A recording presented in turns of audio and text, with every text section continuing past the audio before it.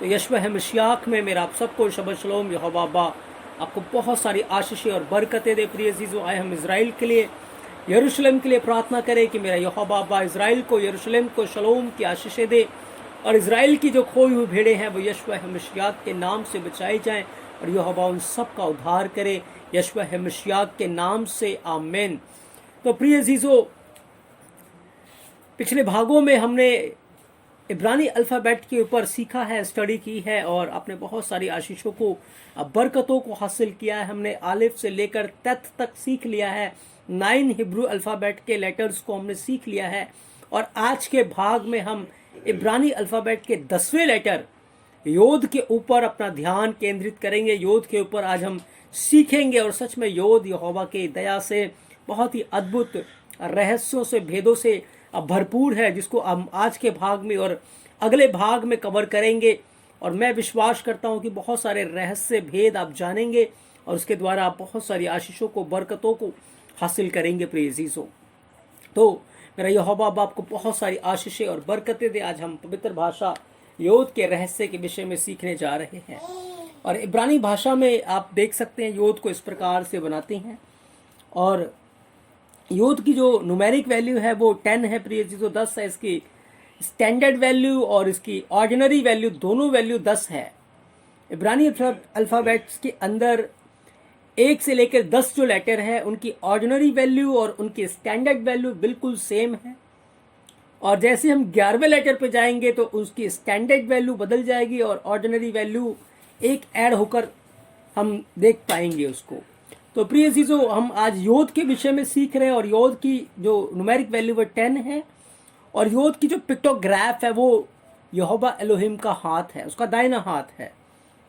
और योद की जो स्पेलिंग है वो योद, वाव और दैलित है। प्रिय अजीजों, ये योद का इंट्रोडक्शन है, और जब हम योद को साउंड में लेते हैं तो ये ई का भी साउंड देता है, य का भी साउंड देता है, य का साउंड देता है, और जब ये किसी लेटर के आखिर में लगता है तो ई का साउंड देता है, ई का साउंड देता है। प्रिय अजीजों, तो आज हम योद के रहस्य के विषय में गौर करेंगे, और सबसे पहले हम योद के न्यूमेरिक वैल्यू 10 के ऊपर गौर करेंगे कि जो इसका न्यूमेरिक वैल्यू 10 है वो किस बात की ओर इशारा करता है, किस बात की ओर के रहस्य को, भेद को वो हमारे ऊपर खोलता है। प्रिय अजीजों, तो गौर करें, बाइबल के अकॉर्डिंग जो 10 न्यूमेरिक वैल्यू है वो आज्ञाओं की ओर इशारा करता है, 10 कमांडमेंट्स की ओर इशारा करता है, 10 आज्ञाओं के विषय में इशारा करता है। प्रिय अजीजों,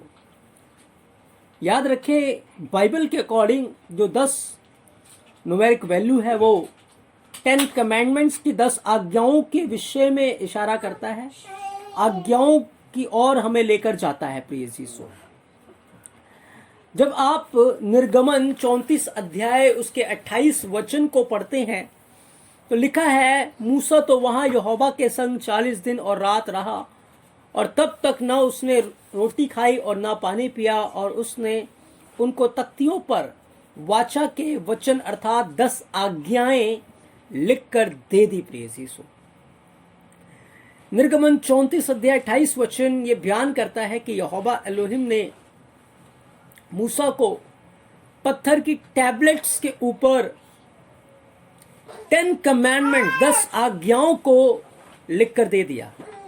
इसीलिए बाइबल के अकॉर्डिंग जो 10 न्यूमेरिक अल्फाबेट न्यूमेरिक है वो आज्ञाओं की ओर इशारा करता है, आज्ञाओं की ओर इशारा करता है। प्लीज, अब याद हमें यहाँ ये देखना है, यहाँ पर हमें एक रहस्य को से हम वाकिफ होंगे।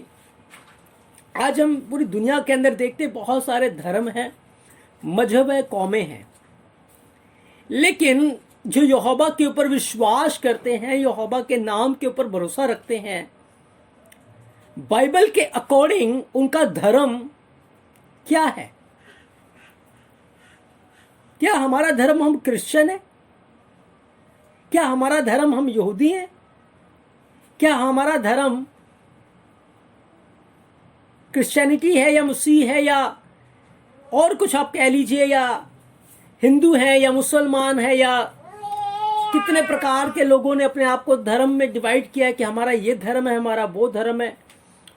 और मसीहत के अंदर भी हम कहते हैं कि मसीह धर्म से हैं या क्रिश्चियन धर्म से हैं, लेकिन क्या सच में बाइबल ये बयान करती है कि हमारा धर्म क्रिश्चियन है, हम क्रिश्चियन है? क्या बाइबल सच में ये बयान करती है कि हम मसीह हैं या हम ईसाई हैं या हम यहूदी हैं? धर्म क्या है? इसका भेद आज्ञाओं के अंदर छुपा हुआ है, 10 न्यूमेरिक वैल्यू के अंदर ही छुपा हुआ है। जब आप व्यवस्था विवरण 6 अध्याय उसके 25 वचन को पढ़ते हैं, व्यवस्था विवरण 6 अध्याय उसके 25 वर्स को जब आप पढ़ते हैं, तो वहां पर इस प्रकार से लिखा कि यदि हम यहोवा की सारी आज्ञाओं का पालन करेंगे, यदि हम यहोवा की सारी आज्ञाओं का पालन करेंगे, तो फिर हम ये हमारे लिए एक धर्म ठहरेगा, एक धर्म ठहरेगा। किन के लिए? जो यहोवा की सारी आज्ञाओं का पालन करेंगे, वही यहोवा की नजरों में धर्मी है और वही हमारा धर्म है, वही हमारा धर्म है। इस दुनिया के अंदर जितने भी धर्मों को या मजहबों को, कौमों को आप देख रहे हैं, वो एक इंसान मात्र का नाम है, इंसान मात्र का नाम है वो। जैसे हिंदू, तो वो एक हिंदू व्यक्ति का नाम था, उसके नाम के ऊपर एक कौम बन गई, उसका उस कौम का नाम हिंदू धर्म दे दिया गया। ऐसे ही मुसलमान, वो भी एक नाम के ऊपर है, और ऐसे ही सिख हैं या और भिन्न भिन्न प्रकार के धर्म के लोग हैं। लेकिन मसीहत के अंदर, क्रिश्चियनिटी में हम कहते हैं हम क्रिश्चियन हैं, हम मसीह हैं, हम ईसाई हैं। लेकिन मैं आपको बताना चाहता हूं, हम क्रिश्चियन हैं, हम ईसाई हैं, हम मसीह हैं, हम यहूदी हैं, लेकिन उन सबसे बड़ा एक हमारा जो बाइबल के अकॉर्डिंग हमारा जो धर्म है, वो है वचन को मानने वाले, वचन को पूरा करने वाले, वचन की आज्ञा का पालन करने वाले। ये हमारा धर्म है, वचन की आज्ञाओं का पालन करना। क्यों?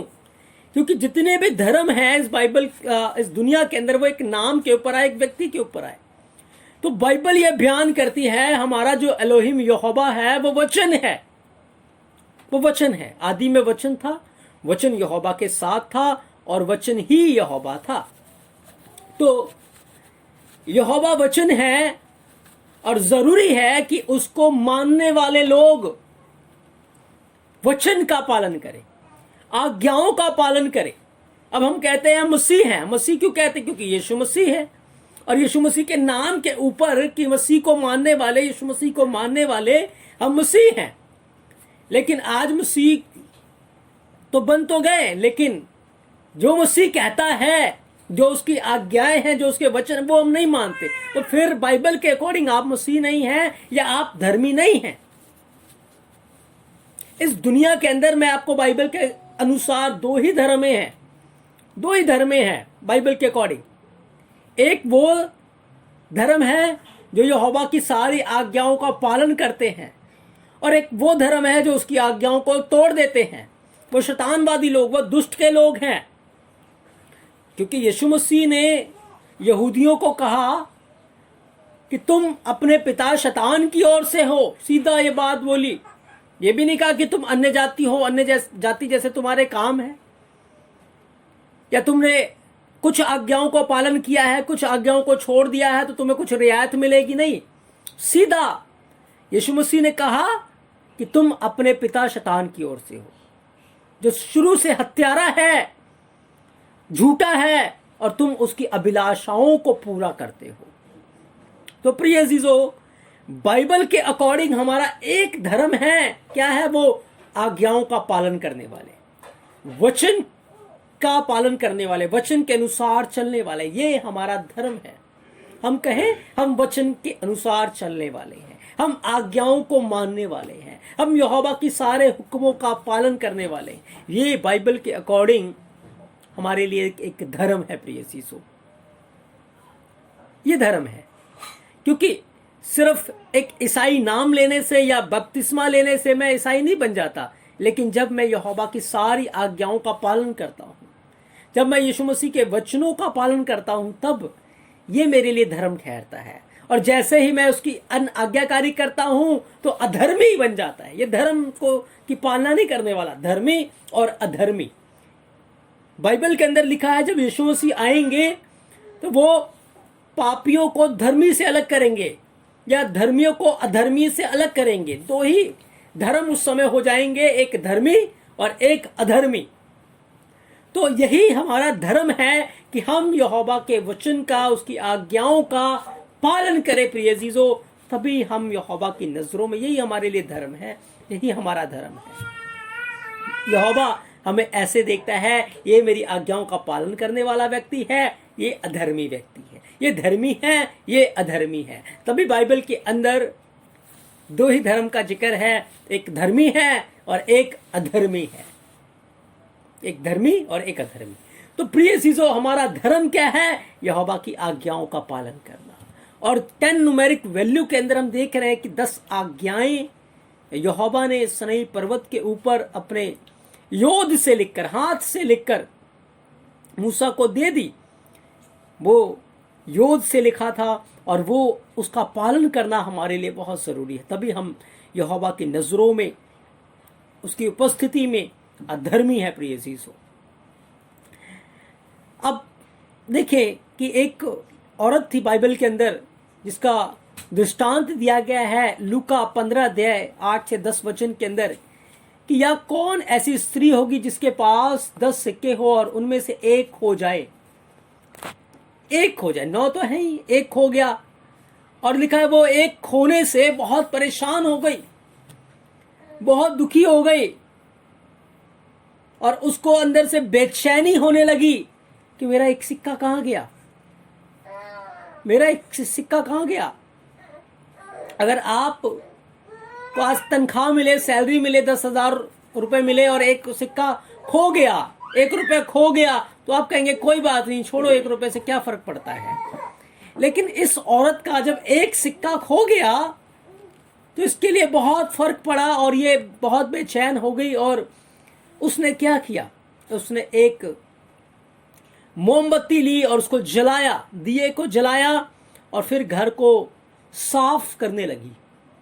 लिखा है घर को झाड़ बुहार कर कर जब तक सिक्का मिल नहीं गया, जी लगाकर उसको खोजती रही, उसको ढूंढती रही, उसको ढूंढती रही। क्या अर्थ है इस बात का?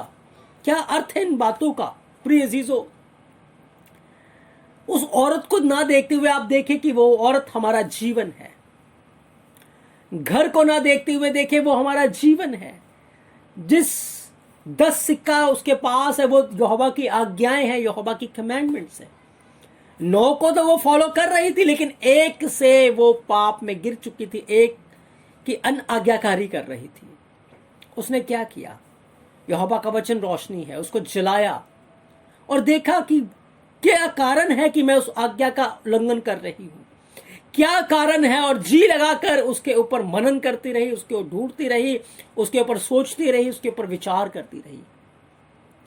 आज बहुत सारे लोग व्यभिचार करते हैं, लेकिन यदि आज वो वचन को जलाकर देखे अपने जीवन के अंदर कि व्यभिचार क्यों करते हैं, उसका रीजन क्या है, तो वो पाएंगे कि बहुत सारी ऐसी गलत चीजों को वो देखते हैं यूट्यूब के ऊपर, फेसबुक के ऊपर, व्हाट्सएप के ऊपर या न्यूज़पेपर में या टीवी के अंदर।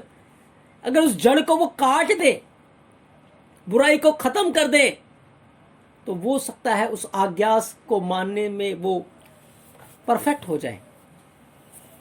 तो वो औरत वचन को जलाकर अपने जीवन के अंदर खोजबीन करती है और मुझे और आपको भी खोजबीन करना है। क्यों? क्योंकि जैसे ही एक कमांडमेंट को मानने में वो चूक गई, उसके अंदर जो उद्धार का हर्ष था वो खत्म हो गया। वो धर्मी से अब अधर्मी में आ गई थी और उसको पता है अधर्मी लोग स्वर्ग के राज्य में नहीं जा पाएंगे। जो यहोवा की आज्ञाओं को नहीं मानते वो स्वर्ग के राज्यों में नहीं जा पाएंगे। यीशु मसीह ने कहा कि उस दिन बहुतेरे आएंगे जो कहेंगे द्रोही, हमने तेरे नाम से भविष्यवाणियां क्या नहीं की, दुष्ट आत्माएं नहीं निकाली, अद्भुत कार्य नहीं किए, भविष्यवाणियां नहीं की, लंगड़ों को नहीं चलाया, अंधों को आंखें नहीं दी, बहुत सारे रूहों को नहीं बचाया। यीशु मसीह कहेगा, ऐ श्रापित लोगों, कुकर्म करने वालों, मुझसे दूर हो जाओ, मैं तुम्हें नहीं जानता। क्योंकि यीशु मसीह ने कहा, तुम में से हर एक नहीं जो मुझे प्रभु प्रभु कहता है, पर वही जो मेरे स्वर्गीय पिता की आज्ञाओं के ऊपर चलता है, उसकी इच्छा के ऊपर चलता है, उसकी मर्जी के ऊपर चलता है, उसकी आज्ञाओं में बना रहता है, वही स्वर्ग के राज्य में प्रवेश कर पाएगा। इसीलिए ये औरत दिया जलाकर उन आज्ञाओं को ढूंढ रही थी, उस वचन को ढूंढ रही थी कि क्या कारण है मेरे जीवन में इस पाप का। और उसने पाप के कारण को जब ढूंढ लिया, उसको छोड़ दिया, तौबा कर ली, मन फिरा लिया, तो फिर से वो आज्ञाएं उसको मिल गई और वो आनंद बनाने लगी, वो खुशी बनाने लगी। क्यों? क्योंकि जो उद्धार उसने खो दिया था, उसको फिर से उसने प्राप्त कर लिया। फिर से वो उद्धार का हर्ष उसको वापस मिल गया। प्रिय यीशु, ऐसे ही आज हमारे जीवन के अंदर है। हमें यहोवा के वचन को जलाकर अपने जीवन में खोजना है कि क्या कारण है इस गुनाह का मेरे जीवन में, क्यों मैं इस पाप में गिरा हुआ हूं। और यदि इस पाप में गिरा हूं तो फिर मैं मसीह नहीं हूं, फिर मैं क्रिश्चियन नहीं हूं, मैं धर्मी नहीं हूं और मुझे धार्मिकता में आना बहुत जरूरी है। क्योंकि बिना धार्मिकता के, बिना पवित्रता के कोई भी यहोवा को नहीं देख पाएगा, कोई भी उसकी हजूरी में, उसके प्रेजेंस में नहीं जा पाएगा। प्रिय यीशु, तो ये योग जो 10 न्यूमेरिक वैल्यू है, वो रहस्यों को, भेदों को हमारे लिए खोल रहा है। प्रिय यीशु, और याद रखें, जब आप आज्ञाओं के अनुसार चलेंगे, आप हुक्मों के अनुसार चलेंगे, तो फिर आपके लिए उत्तम उत्तम पदार्थ हो जाएंगे। जब आप उत्पत्ति 24 अध्याय 10 वचन को पढ़ते हैं, लिखा है, जब अब्राहम का दास एलिएजर रिबका को लेने के लिए जा रहा था, तो 10 ऊंट लिए और 10 ऊंटों के ऊपर बहुत सारे उत्तम उत्तम पदार्थ से लाद दिया। और याद रखे, जब स्वर्ग के राज्य से यीशु मसीह, पवित्र आत्मा आएंगे दुल्हन को लेने के लिए, कलीसिया को लेने के लिए, वो कलीसिया जो धर्मी कलीसिया होगी, पवित्र कलीसिया होगी, जिसने यहोवा की आज्ञाओं का पालन किया और यीशु मसीह की गवाही देने पर स्थिर रही, उनको महिमा का बदन मिलेगा, स्वर्गीय जलाल से भरपूर वस्त्र मिलेंगे और उनको उत्तम उत्तम इनाम, गिफ्ट्स मिलेंगे। प्रिय अजीजों, उनको जो धर्मी होंगे, जो आज्ञाओं का पालन करते होंगे, लेकिन जो अधर्मी होंगे वो छोड़ दिए जाएंगे। रिबका धर्मी थी, उसने आज्ञा का पालन किया, जितना उसको कहा था उसे बढ़कर उसने किया और अपने आप को दीन किया, इसीलिए उसको ये सारे गिफ्ट्स मिल गए। प्रिय यीशु, और जब कलीसिया भी ईमानदार रहेगी आज्ञाओं को मानने में, तो वो भी यीशु मसीह से इनाम पाएगी, गिफ्ट्स पाएंगी। तो ये रहस्य 10 अक्षर का भेद है, इसके अंदर और भी बहुत सारे भेद छुपे हैं, लेकिन सारी बातों को बताने का इस समय अभी अवसर नहीं है, समय नहीं है। आने वाले टाइम में हम जैसे जैसे आगे स्टडी में बढ़ेंगे और भेद की बातों को इसके अंदर से सीखेंगे। प्रिय चीजों, जो हमने योद के न्यूमेरिक वैल्यू को कवर किया है, अब हम योद अक्षर के विषय में सीखेंगे। जैसे हमने पहले अक्षरों को खोला था, अब हम योद को खोलेंगे। लेकिन योद को खोलने के लिए प्रिय चीजों, योद अपने आप में सिंगल लेटर है, किसी के साथ मिलकर नहीं बना हुआ, क्योंकि योद स्वयं यहोवा है, यहोवा की ओर इशारा करता है। ये यशवा मशियाक है। अब देखिए, योद सबसे छोटा लेटर है। 22 लेटर के अंदर जब आप इसको देखेंगे तो ये सबसे छोटा लेटर है। इससे छोटा लेटर आपको 22 अल्फाबेट्स के अंदर कोई भी नहीं मिलेगा, कोई भी नहीं मिलेगा। सबसे छोटा लेटर है। ये देखिए, स्क्रीन के ऊपर है, आलिफ से लेकर ताब तक लिखा हुआ है, लेकिन आप इसके अंदर देख सकते हैं कि सबसे जो छोटा लेटर है वो योद है, सबसे छोटा लेटर।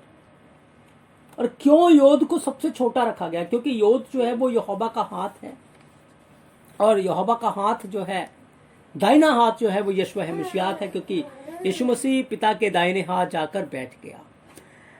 अब यहां पर हमें एक बहुत बड़ा रहस्य भेद की बात हमें नजर आएगी, छुपी बातें हमारे ऊपर खुलेंगी।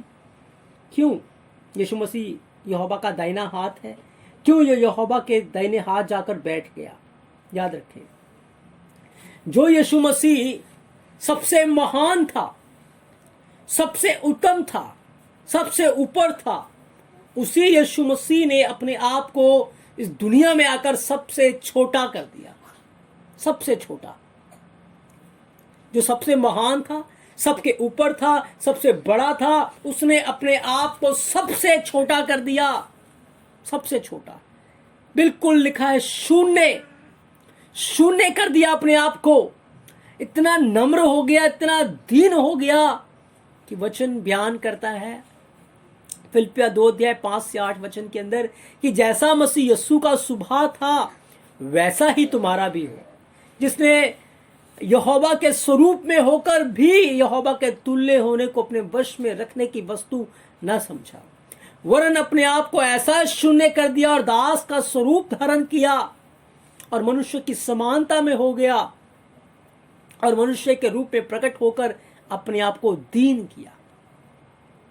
दीन किया। यहां पर आप इस बात के ऊपर अपना ध्यान केंद्रित करें कि यीशु मसीह सबसे छोटा बन गया, सबसे नीचे आ गया और उसने दास का स्वरूप धारण किया। मालिक होकर, सारी जगत का सृष्टि का रखवाला होकर अपने आप को एक दास के स्वरूप में ले आया। लेकिन मैं और आप क्या कर रहे हैं? एक दास होकर, एक सेवक होकर मालिक बनने की कोशिश करते हैं, अधिकारी बनने की कोशिश करते हैं, आज्ञा चलाने वाले, हुक्म चलाने वाले बनने की कोशिश करते हैं। तो क्या फिर हमें यहोवा बड़ा करेगा? कभी नहीं। यीशु मसीह ने कहा जो अपने आप को छोटा करेगा, अपने आप को दीन करेगा, अपने आप को जीरो करेगा, वही स्वर्ग के राज्य में ऊंचा किया जाएगा, बड़ा किया जाएगा। तो जो यीशु मसीह ने हजारों साल के आने के बाद करना था, वो योद के अंदर यहोवा ने पहले से रख दिया था कि यीशु मसीह एक दिन आकर अपने आप को शून्य कर देगा, छोटा कर देगा, छोटा कर देगा प्रिय यीशु। और योद के अंदर हमने देखा वो अधिकार की ओर इशारा करता है, वो अधिकार की ओर दिखाता है। तो जब यीशु मसीह ने अपने आप को छोटा किया, अपने आप को बहुत दीन कर दिया, हम्बल कर दिया, और लिखा है कि यहां तक कि उसने क्रूस की मृत्यु सह ली, क्रूस के दुख को भी सह लिया। और जब क्रूस के ऊपर उसका अपमान हो रहा था, ठट्ठों में उड़ाया जा रहा था, उसके खिलाफ बातें हो रही थी, मुंह नहीं खोला, पर अपने आप को बड़ा हम्बल और दीन बनाए रखा, बड़ा हम्बल दीन बनाए रखा। इस कारण से यहोवा ने उसको सबसे बड़ा कर दिया।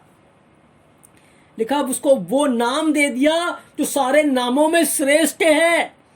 और यीशु मसीह ने कहा मुर्दों में से जी उठने के बाद कि स्वर्ग और पृथ्वी का सारा अधिकार मुझे दिया गया। क्यों? क्योंकि उसने अपने आप को हम्बल कर दिया, अपने आप को दीन कर दिया। जब मूसा ने अपने आप को दीन कर दिया था, हम्बल कर दिया था, सारी की सारी इजराइल कौम मूसा के हाथों में थी। यहोवा मूसा के द्वारा उनके ऊपर प्रभुता कर रहा था।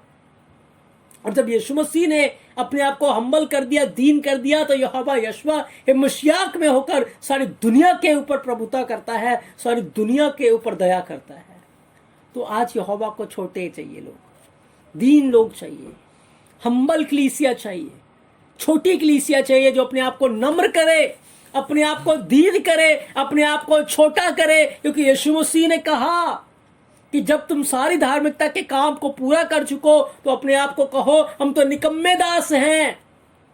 अपने आप को छोटा करो, अपने आप को दीन करो, क्योंकि यही कुंजी है। अगर तुम अपने आप को दीन करोगे तो जैसे मैं पिता के दाहिने हाथ जाकर बैठ गया, प्रकाशित वाक्य 3:21 में लिखा है, उस व्यक्ति को जो जय पाएगा, दीन बना रहेगा, उसे भी पिता के दाहिने हाथ जहां यीशु मसीह बैठे हैं, कलीसिया को बैठने का अधिकार दिया जाएगा।